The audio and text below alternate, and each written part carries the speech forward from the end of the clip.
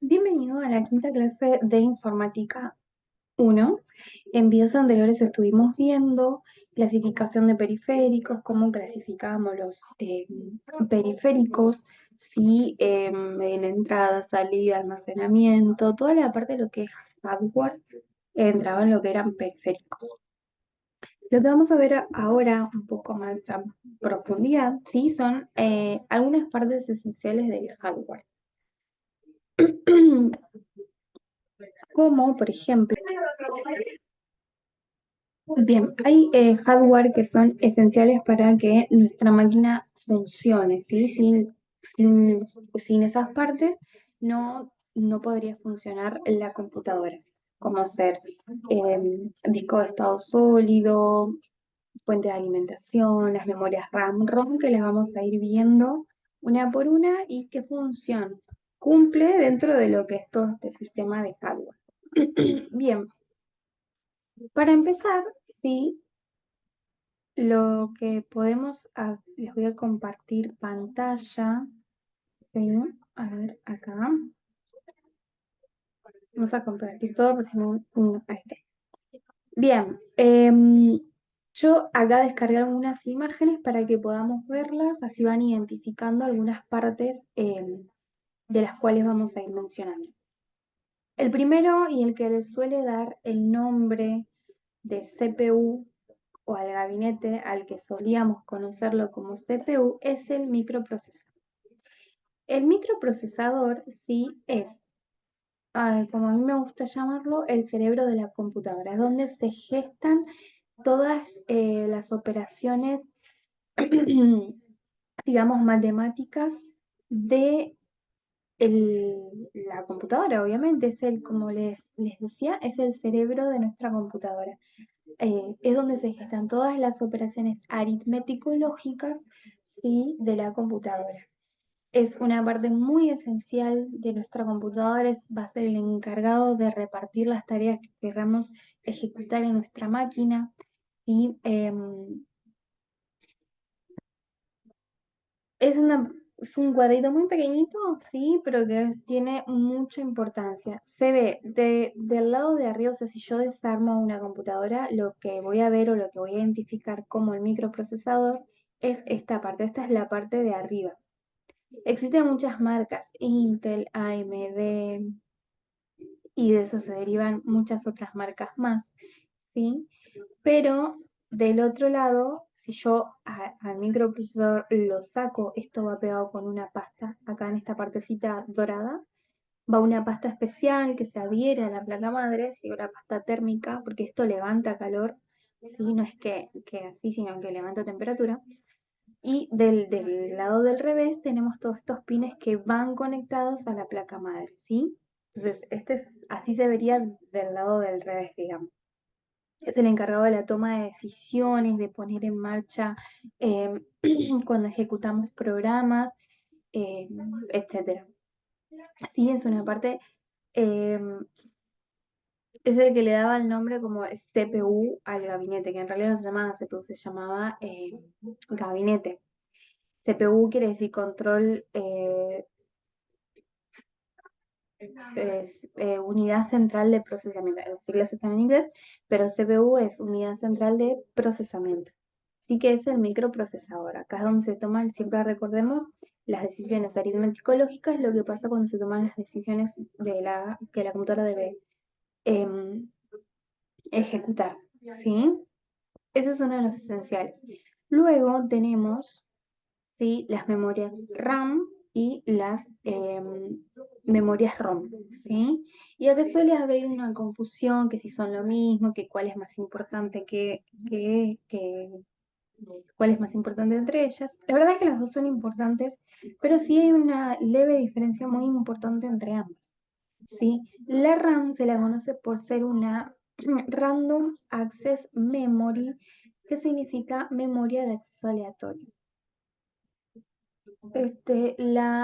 Digamos, la memoria RAM sí se la conoce por ser una memoria volátil, Sí, quiere decir que la principal característica que tiene la memoria RAM es que mientras esté conectado a alguna fuente de energía o mi computadora esté encendida, va a seguir guardando información dentro de ella.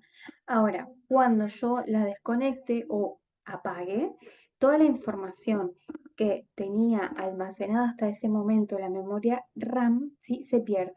Por eso se llama que es una memoria volátil. Se suele perder, digamos, todo lo que yo venía trabajando dentro de la memoria RAM, automáticamente al desconectarse eh, la energía eléctrica se pierde, ¿sí? Si yo no lo guardé, una vez que lo vuelvo a encender no lo voy a poder volver a recuperar. Bien, entonces, habíamos dicho que la memoria RAM lo que tenía era que una vez que se desconectaba la energía eléctrica, se perdía todo lo que había almacenado hasta ese momento. Suelo comparar la memoria RAM con una cajonera, con cajones, obviamente. Y cada vez que el usuario abre un programa nuevo, ese cajón, cada cajón va a ocupar, ese programa, digamos, va a ocupar un cajón en mi cajonera. Si abro un segundo programa, va a ocupar un segundo cajón. Y así hasta que eh, ocupe todos los cajones a medida que vaya abriendo programas tras programas. Por eso siempre se recomienda, sí, que la memoria RAM sea de 8 GB en adelante para un valor mucho más, para que funcione un poco más rápido, sí, teniendo una memoria RAM, este, puede hacer que mi computadora funcione a mayor velocidad.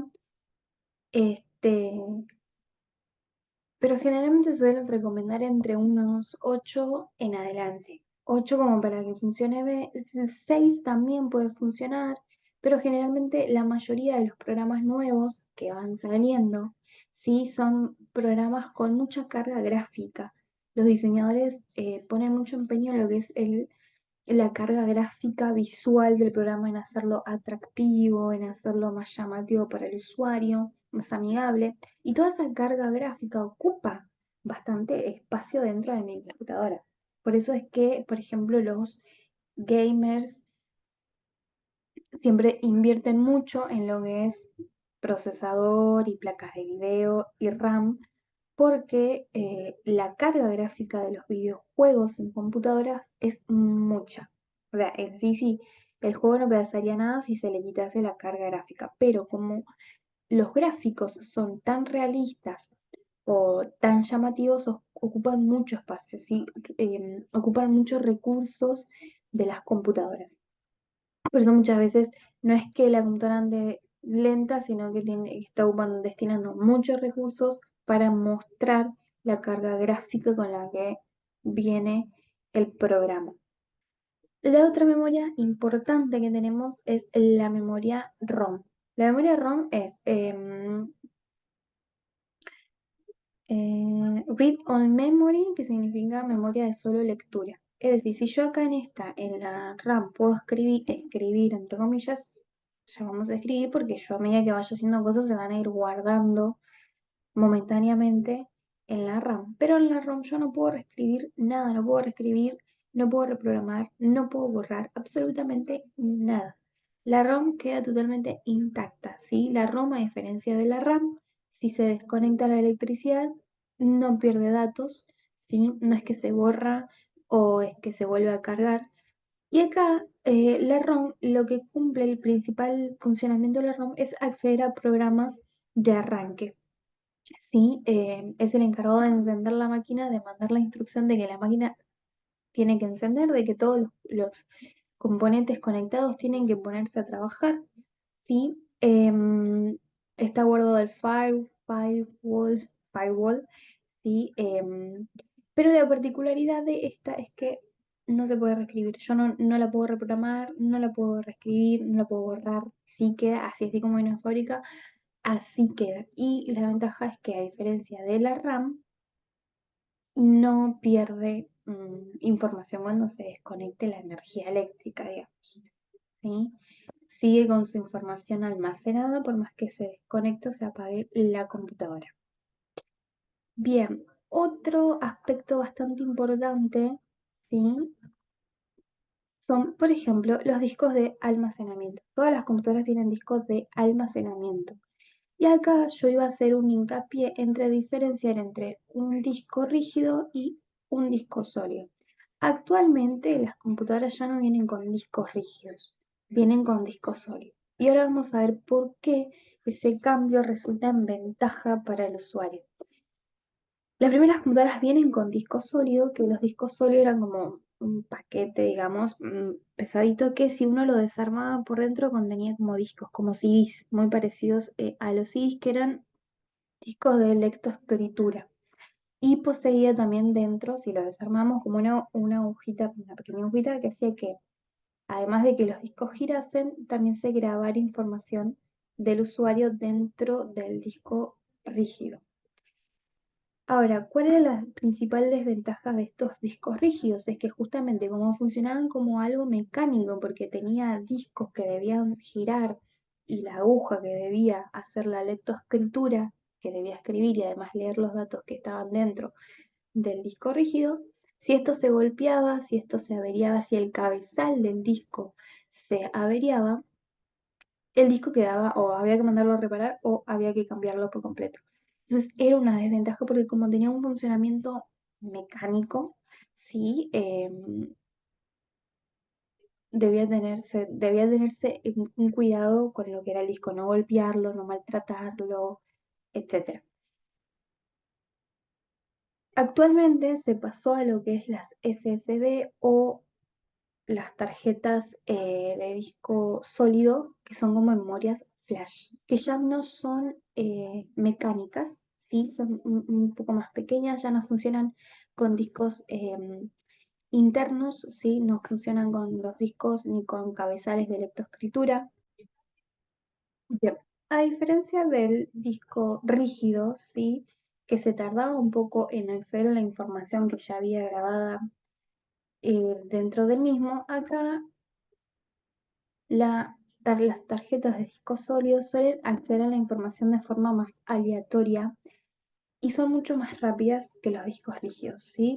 Muchas veces cuando la computadora anda lenta y vemos que tenemos un disco rígido, podemos cambiarlo por un disco sólido y va a causar que la computadora se acelere un poco más, ¿sí? Porque ocupan menos energía, porque el acceder a la información lo hacen de forma aleatoria, tipo memoria flash, digamos, ¿sí? Y tienen una ventaja sobre los discos rígidos. Como habíamos dicho anteriormente, no son mecánicos, es decir, no tienen cabezales que se rompan ni discos que dejen de funcionar, por así decirlo. Actualmente la mayoría, por lo menos hasta donde sé, ya no traen discos sólidos, discos rígidos, perdón, ya no traen. La mayoría vienen con discos sólidos, sí, pero aparte ofrecen también muchísima capacidad de almacenamiento, 256 gigas, 1 tera, viene muchísima capacidad de almacenamiento, consumen menos energía que un disco rígido, no producen ruido porque no tienen cabezales que se muevan ni discos que giren, entonces producen menos ruido, son más compactos que un disco rígido. Tiene muchas ventajas y actualmente ya las máquinas eh, hace 6 o 7 años, capaz un poco más, ya las dejaron de fabricar con disco rígido y automáticamente se pasaron lo que era el de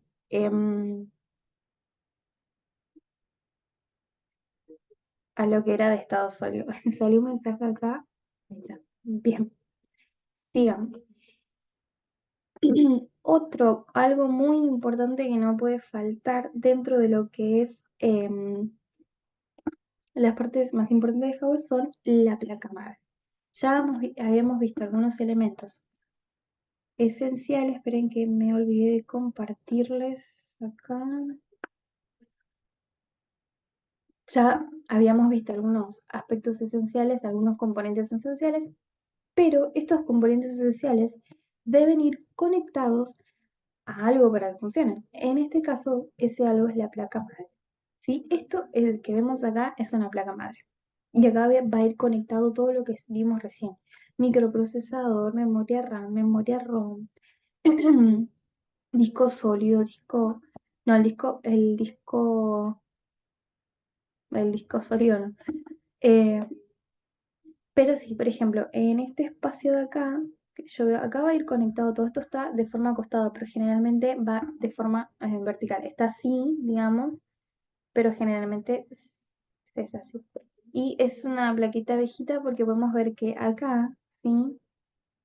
Tenemos conexiones viejitas donde va el teclado y el mouse, que actualmente vienen con, o son inalámbricos directamente, o vienen con entradas USB, ¿sí? Y aparte también tenemos, por ejemplo, acá una entrada VGA que ya casi no se usa las HDMI. Acá tiene una entrada HDMI, sí, pero generalmente todas las placas madres lo único que suele cambiar siempre, bueno, son el tipo de entradas que nos ofrecen, sí, ya no va a venir VGA porque no se usa, tampoco van a ir este tipo de conexiones para teclado o mouse porque como habíamos dicho, o vienen con entrada USB o directamente son inalámbricos, sí, por Bluetooth. Entonces, desde acá van a ir conectados varios de los elementos que estuvimos viendo, como la memoria RAM-ROM, el microprocesador, ¿sí? El microprocesador va a ir acá. Va a ir, no sé si acá no se distingue bien, no sé si ya hay uno conectado, pero en este espacio iría lo que es el microprocesador. En estas ranuras o slots, como les solemos llamar, ¿sí? Van a ir conectada la RAM, ¿sí? Generalmente la mayoría viene con dos, tres y hasta más slots para extender la RAM, ¿sí? Cuando hablamos de extender la RAM es porque la placa madre trae slots o ranuras de más para seguir agregando memoria RAM. Pónganle que ustedes tienen, no sé, una RAM de 4 y pueden agregar, por ejemplo, otra RAM de 4 en algunas de estas ranuras y ya tienen 8 de RAM. Y pueden seguir agregando a- eh, hasta donde se les permita la placa madre, dependiendo de las ranuras que ésta traiga. Suelen traer entre 3 y 4 ranuras para extender la RAM, digamos. Tenemos la ROM que ya viene integrada a la placa madre, ¿sí? Y acá es donde va a ir conectado todo. Todos los elementos también va a ir, si tenemos placa de video, placa de sonido, va a ir conectado a lo que es la placa madre. Ahora, bueno, todos estos son temas de circuitos, obviamente, ¿sí? Y estos son entradas, pero son entradas un poquito más viejas. VGA que no viene más. Bueno, acá hay un HDMI. Después tenemos las de USB y acá supongo que audio sonido, ¿sí? Que todavía traen lo que es audio y sonido, ¿sí? Después, otro que tenemos, vamos a compartir, el otro que tenemos, sí, algo muy importante que va a cuidar a nuestra placa madre, que es la fuente de alimentación, ¿sí? Ay, la fuente de alimentación, si esto va conectado con la placa madre, no en la placa madre, ¿sí? Es esto que vemos acá. Bueno, actualmente sí, bien vienen, pero creo que no son tan grandes como solían venir antes, ¿sí? Pero las viejitas solían ser estas. Lo que hace la fuente de alimentación, sí, es transformar la energía que recibe directa del enchufe, digamos, que generalmente nuestra energía es de 220, y una placa madre no soporta una energía eléctrica de 220 volts. Generalmente los componentes de la placa están preparados para recibir más o menos unos 5 volts. Lo que hace la fuente de alimentación es transformar esa energía de 220 que recibe a 5 volts. ¿Para qué hace esto? Para que no se quemen los circuitos de la placa, porque si llega a recibir más de 5 volts, son circuitos tan delicados que pueden quemarse, ¿sí? Se queman. Si reciben más energía para la que están preparados, se queman los circuitos y tenemos que cambiar la placa por completo, porque se quema la placa y todo lo que conlleva la placa, ¿sí? Lo que hace la fuente de alimentación es justamente eso, transformar la energía que recibe, que es la energía normal que tenemos, que es de 220 en 5 volts, ¿sí? Para poder regular todo el circuito de la placa. Bueno, acá dice 230, pero generalmente es 220, ¿sí? Un ventilador. Todas las computadoras tienen coolers o ventiladores, que son los que ventilan en la temperatura que suele levantar, porque la placa madre, las computadoras suelen levantar temperatura, y es por eso que tienen siempre un cooler integrado para ventilar esa temperatura y que los circuitos no se eleven de calor, digamos, no se pasen de calor, porque también es otro factor que ayuda a que se quemen y se eche a perder lo que es la placa madre. Bien, creo que hasta ahí más o menos vimos algunos componentes esenciales, importantes que nuestra computadora tiene o debe de tener para poder funcionar correctamente. Y estos no les voy a decir que vayan a freír su computadora, pero si tienen una computadora viejita que no se usa o que o no funciona directamente, sí la pueden desarmar y van a encontrar todo esto que estuvimos viendo, pero si no, no. Así que espero que haya quedado claro los componentes más básicos, más importantes, su función, porque son importantes.